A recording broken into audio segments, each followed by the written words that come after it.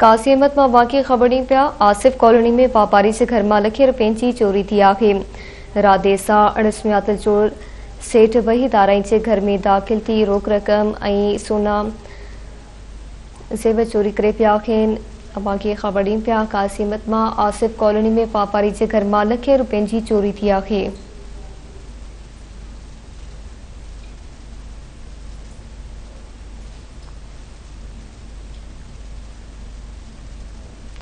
मुतासिर वापारी जो चवणु आहे त चोर छत तां घर में दाख़िल थी 2.5 लख रुपया रोक ऐं 7 तोला सोना ज़ेवर चोरी करे फरार थी विया। बाक़ी एजेंसी दाख़िल कराई आहे। पुलिस वाक़े वारे हंधि पहुची माइनो करण बाद जांच शुरू करे छॾी आहे।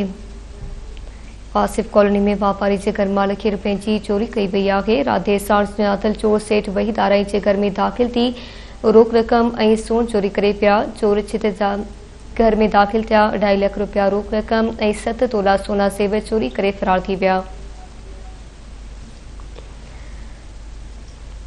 मुतासिर वापारी जो चवणु आहे त वाक़े जी एनसी दाख़िल कराई आहे। पुलिस वाक़े वारे हंधि पहुची माइनो करण बाद जांच शुरू करे छॾी। आसिफ कॉलोनी में वापारी जे घर मां लखे रुपयनि जी चोरी थी आहे।